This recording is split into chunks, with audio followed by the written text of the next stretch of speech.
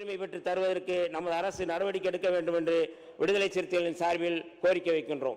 இந்த நம்பிக்கை வாக்கெடுப்பில் வெற்றி பெறப்போகும் நமது முதலமைச்சர் அவர்கள் கல்வி, சுகாதாரம், தொழில் வளர்ச்சி ஆகியவற்றில் முதலிடம் வகிக்கும் தமிழ்நாட்டை பிற துறைகளிலும் முதலிடம் வகிக்கும் மாநிலமாக மாற்ற வேண்டும்.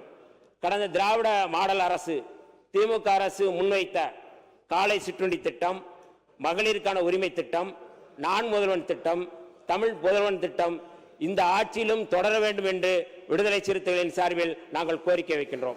அதேபோல நம்முடைய அரசு சிங்கப்பெண் படை, போதைப்பொருள் தடுப்பு படை, மதுக்கடைகள் மூடல், அதாவது பேருந்து நிலையங்கள், பள்ளிகள், வழிபாட்டு தலங்கள், இந்த பகுதியில் இருக்கின்ற மதுக்கடைகள் மூடல், இந்த 3 முக்கியமான முன்னெடுப்பை விடுதலை சிறுத்தைகளின் சார்பில் நாங்கள் வரவேற்கின்றோம்.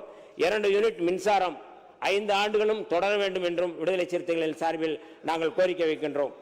1946ஆம் ஆண்டு டிசம்பர் 17ஆம் தேதி அரசமைப்பு சட்ட அவையில் புரட்சியாளர் அம்பேத்கர் தனது முதல் உரையை இந்த வரிகளோடு முடித்திருப்பார்.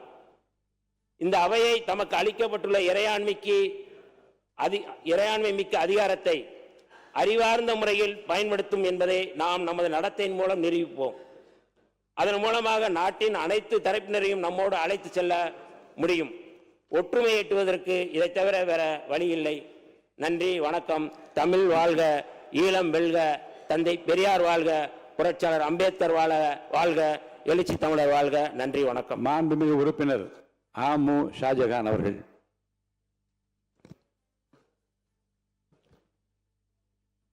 மாண்புமிகு பேரவை தலைவர் அவர்களுக்கும், மாண்புமிகு முதலமைச்சர் அவர்களுக்கும், மாண்புமிகு எதிர்க்கட்சி தலைவர் அவர்களுக்கும், சட்டமன்ற உறுப்பினர்களுக்கும் என்னுடைய நெஞ்சார்ந்த வாழ்த்துக்களை நான் தெரிவித்துக் கொள்கிறேன்.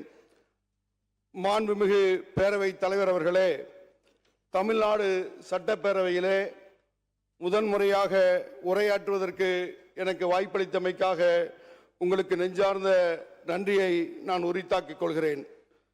நான் இந்த சட்டப்பேரவையின் உறுப்பினராக அமர்வதற்கு அருள் புரிந்த எல்லாம் வல்ல இறைவனுக்கும், பாபநாசம் சட்டமன்ற தொகுதி வாக்காளர் பெருமக்களுக்கும், என்னை வேட்பாளராக அறிவித்த இந்திய யூனியன் முஸ்லிம் லீக்கினுடைய தேசிய தலைவர் தகைசால் தமிழர் பேராசிரியர் KM காதர் மொய்தீன் அவர்களுக்கும், மதச்சார்பற்ற முற்போக்கு கூட்டணியுடைய தலைவர் தளபதி MK ஸ்டாலின் அவர்களுக்கும், மாண்புமிகு எதிர்க்கட்சி தலைவர் உதயநிதி ஸ்டாலின் அவர்கள் உள்ளிட்ட தலைவர்களுக்கும் தொண்டர்களுக்கும் என்னுடைய நெஞ்சார்ந்த நன்றியை முதலில் நான் உரித்தாக்கிக் கொள்கிறேன்.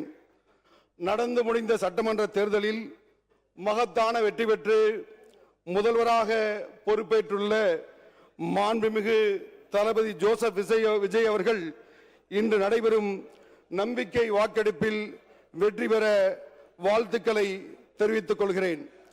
மாண்புமிகு முதலமைச்சர் அவர்களுக்கு எனது சார்பிலும், நான் சார்ந்துள்ள இந்திய யூனியன் முஸ்லிம் லீக்கின் சார்பிலும் ஆதரவையும் வாழ்த்துக்களையும் பாராட்டையும் தெரிவித்துக் கொள்வதிலே பெருமிதம் அடைகிறேன்.